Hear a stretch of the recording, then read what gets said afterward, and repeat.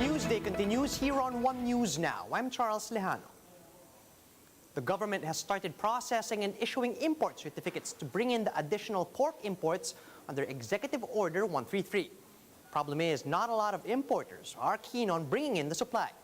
Shaila Francisco is in Quezon City to give us more details. Shaila, good afternoon. What do you have for us? Charles, meat traders are doubtful that the importation of 200,000 metric tons of pork imports will be filled up. That's due to low demand and limitations in selling the produce.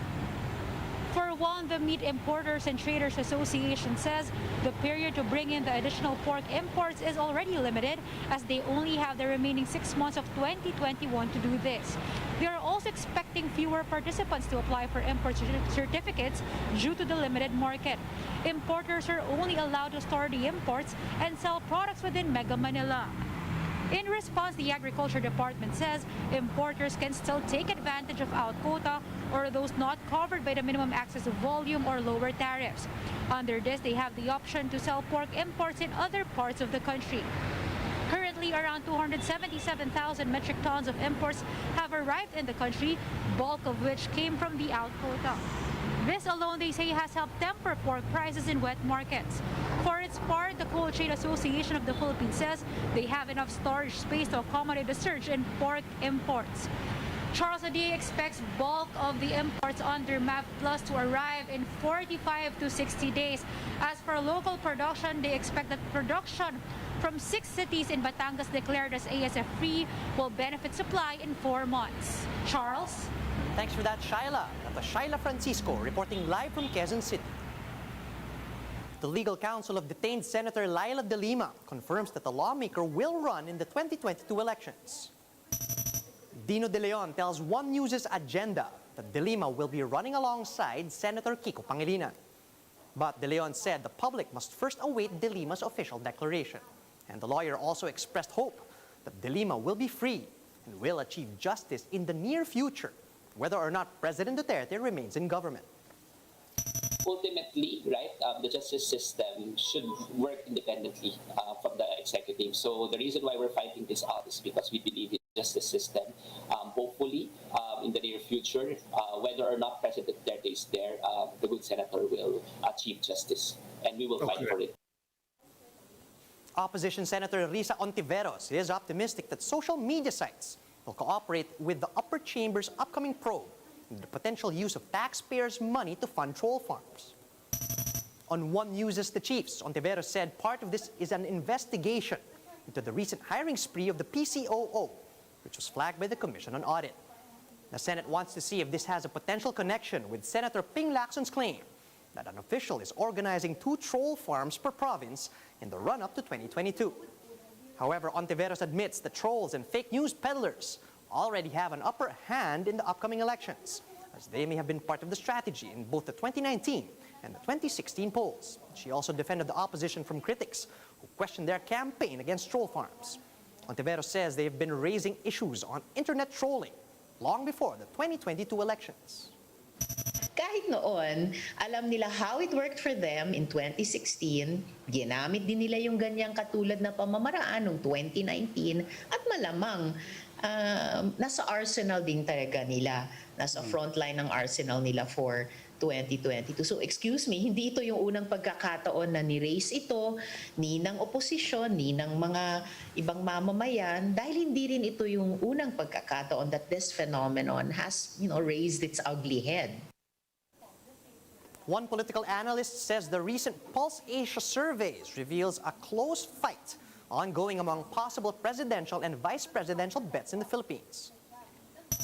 In an interview with Radyo 5, political analyst Dindo Manhit admits that a lot of things can still change, especially since only Davao City Mayor Sara Duterte is forming alliances with other politicians around the country.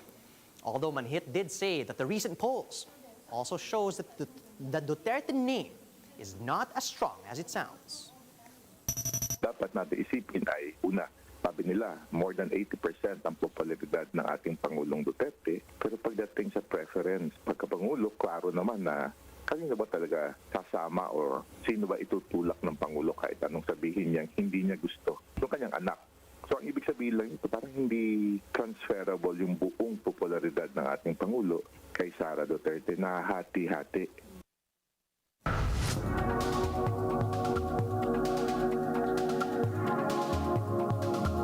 Israel is now offering a third mRNA vaccine for people with weakened immune systems as COVID cases start to rise once again. Let's watch this. Israel has decided to offer a third dose of coronavirus vaccine to people with suppressed immune systems. Why has this decision come about? Well, just about a month and a half ago, it seemed like Israel was finished with the pandemic. There were only a handful of new cases every day.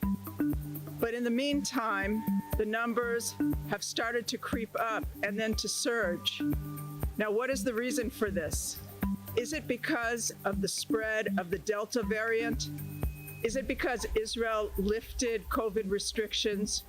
Or is it perhaps because the effect of the vaccine is gradually wearing off? Nobody really knows for sure. But Israeli health officials are worried. So they've decided that people with the weakest immune systems should get a third dose of messenger RNA vaccine. They're talking about people like patients who have undergone organ transplants, cancer patients who are getting chemotherapy, and others with weakened immune systems. Will this eventually be rolled out for the whole population? Nobody knows for sure yet. Pfizer, the company that distributed most of the vaccines that were taken in Israel, has said that they are interested in asking the U.S. for emergency authorization for a third booster, for a third dose. The U.S. officials, meanwhile, have signaled caution on this. In Israel, meanwhile, health officials are continuing to vaccinate mostly 12 to 15-year-olds, which until recently weren't included in those eligible to receive the vaccine. A vaccine expert panel member says there's currently no need for Filipinos to receive a booster shot against COVID-19.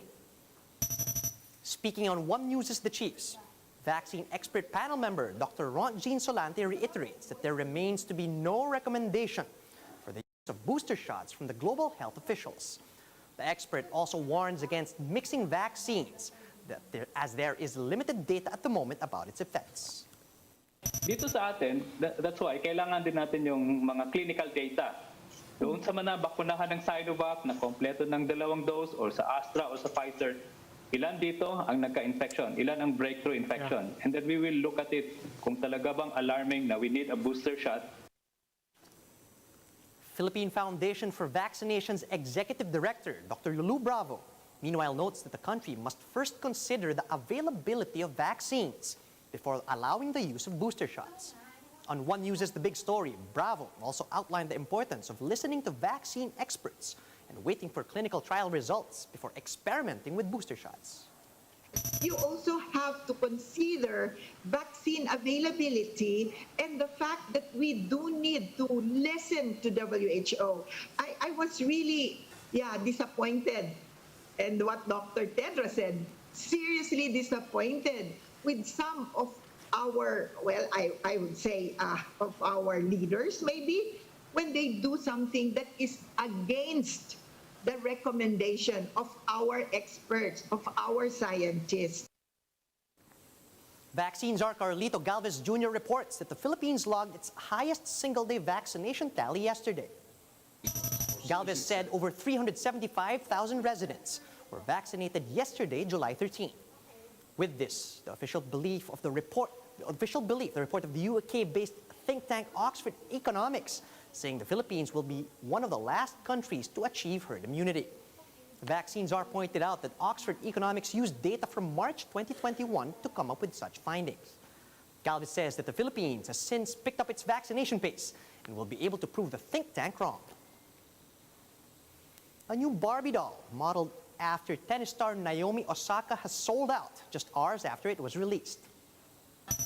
A As part of the Barbie role model series, the Osaka doll sports a tennis dress, a white visor, and a Yonex racket. This resembles the outfit Naomi used at the 2020 Australian Open. And speaking about the doll on Twitter, Naomi says she hopes it stands as a reminder that they can be and do anything. And those are the top stories of the hour. Join us again later at 2 p.m. as we continue to monitor the day's biggest stories. You can also catch One News on Signal Play. Register for a free account at www.signalplay.com so you can stream One News live anytime, anywhere. I'm Charles Lejano. Mask on, wash hands, and stay safe, Philippines. We are One News.